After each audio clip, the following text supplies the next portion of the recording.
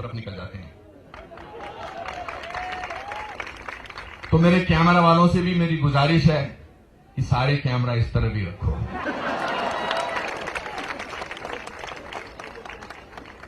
ये देश की बात है, ये देश की बात है, नहीं किसी पर्टिकुलर चैनल को मैं नहीं कह रहा हूं, ना भी कहना चाहता हूं। आप लोग सब समझदार हैं।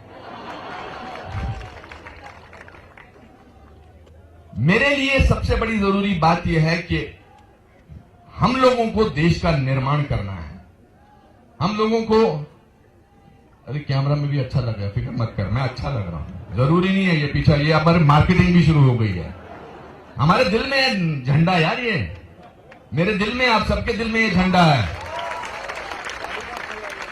अब हर चीज में बहस होने लगी है। क्या भारत माता की जय का नारा लगाना चाहिए कि नहीं लगाना चाहिए? ये कोई बहस ही नहीं है। ये क्या बहस है? अगर हम मां को मां ना बुलाएं, माता जी चलो बुला दें, मदर बुला दें, मम्मी बुला दें, बट अम्मी बुला दें, पर है तो मां ही ना। मैंने कल एक ट्वीट किया कि भारत जो नेशनलिज्म की असली जो डेफिनेशन है वो है भारत माता की जय, rest of them are escape routes. उसमें भी कुछ लोग अनुपम खेर की बात कर रहे हैं, अरे बेटा क्या है, आजा ज्वाइन कर ले यहां पर। सो उसमें भी ये जय हिंद, जय भारत, भारत माता की जय, वंदे मातरम, ये सब एक ही नारे हैं। उसमें भी क्या क्या नई नई चीजें हमको ढूंढनी है। ये देश का निर्माण करने वाली जनता है। यहां कितने मुझे कर्मचारी मिले, उन्होंने कहा जी हमने आपकी स्पीच सुनी कलकत्ता की, मतलब बहुत अच्छी लगी हमें आपकी स्पीच। मैं अपने अंदर के हिंदुस्तानी को हमेशा जिंदा रखूंगा और आखिरी सांस तक जिंदा रखूंगा, और इसके लिए मुझे कोई ताकत नहीं रोक सकती। कोई ताकत है ही नहीं सर। आप आजादी की बात कर रहे थे सर, क्रांति की बात कर रहे थे, कोई क्रांति तो यही है, जैसा कि विवेक ने कितनी अच्छी तरह से बोला, ये है क्रांति। इतनी सारी आजादी, आपका नाम जेएनयू का जो नाम है वो आपकी वजह से और देशभक्ति के नाम से जाना है। मैं बेसिकली आज यहां आया हूं कि ताकि लोगों का जो जेएनयू के प्रति जो शिफ्ट हुआ था वापस क्रांति पर आ जाए, वापस देशभक्ति पर आ जाए। बहुत सारी चीजें चल रही है मन में, बहुत।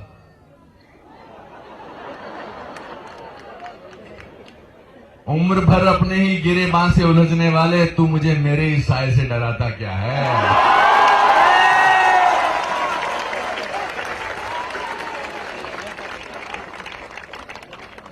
एक नया फैशन शुरू हो गया है कि लेट्स क्रिटिसाइज दिस कंट्री,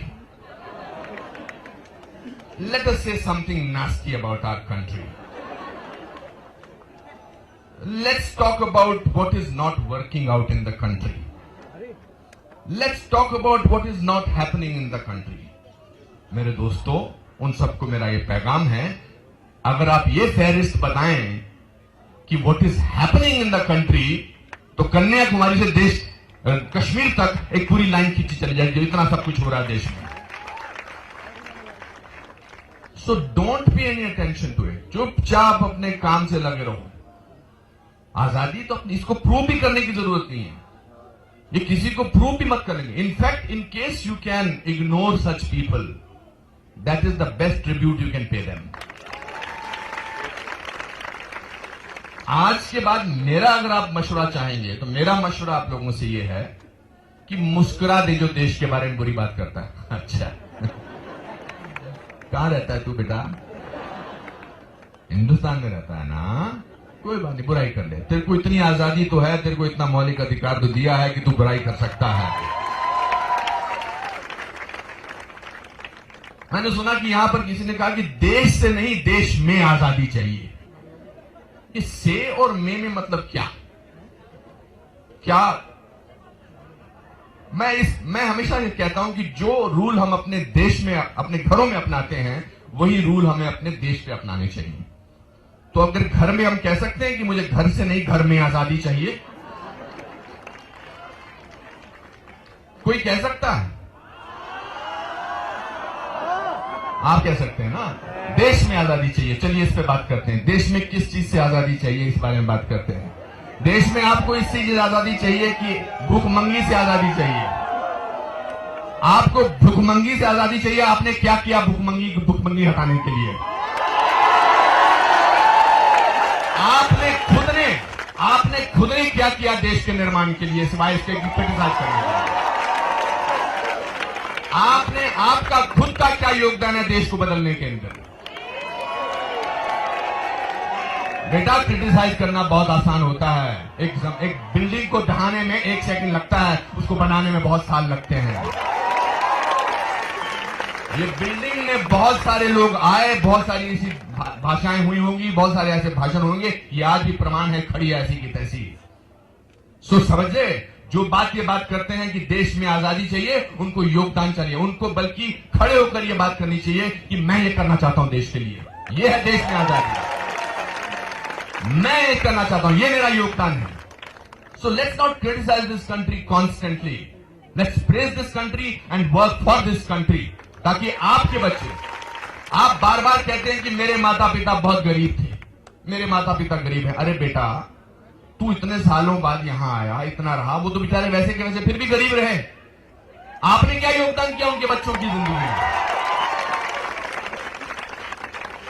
मेरे पिताजी की तनख्वाह 90 रुपए थी। जब मुझे पहला स्कॉलरशिप मिला 200 रुपए का, मैंने 110 रुपए घर में भेजे। ये मेरा योगदान था। तो अगर आपको यहां की एक खास किस्म की फिलॉसफी से लगाव है और उससे न सिर्फ देश को फायदा हो रहा है, बल्कि न केवल आपके परिवार वालों को भी फायदा नहीं हो रहा, वो आज भी बेचारे गरीब हैं, उनकी तो जिंदगी बदल दो कम से कम। आप यहां पढ़ने आते हैं, पढ़िए, देश के बारे में बात करिए, नेतागिरी करिए, हम सबने की है नेतागिरी, बट देश के खिलाफ नेतागिरी मत करिए। बहुत सालों बाद देश को एक बहुत अच्छा प्रधानमंत्री मिला है।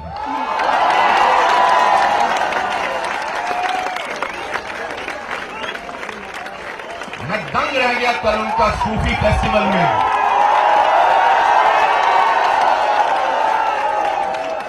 सूफी फेस्टिवल में क्या 2 साल पहले देश में गरीबी नहीं थी क्या? क्या 2 साल पहले देश में भूखमंगी नहीं थी क्या? आज जो आप मेरा रोल देखेंगे, उसमें मेरा रोल मेरे हिसाब से विलन का है, एक ऐसे टीचर का है। मुझे आप इजाजत दीजिए विवेक जी, मैं बता दूं इनको, ताकि बाद में इनको ऐसा ना लगे कि मैं कोई बहुत अच्छा रोल कर रहा हूं। ना बताऊं? क्या बात कर रहे हो सर? एग्री करने वालों से मैंने कब डरा हूं? आप मुझे डरा रहे हो? Buddha in a traffic jam is the most contemporary film of our times. It's ironic that 3 साल पहले विवेक जी ने एक ऐसी फिल्म के बारे में सोचा जो 3 साल बाद सत्य होने वाली थी। ऐसा तो अजीब ही बात हुई है। बहुत सारी बातें करनी है, पिक्चर खत्म हो जाएगी। मुझे किसी ने कहा कि 8:30 बजे आपका ब्रेक हो जाता है, आपको लंच पे बेस्ट करके जाना पड़ता है। बेटा, थोड़ी देर आज भूखे रहना। I would love to talk to you after the film.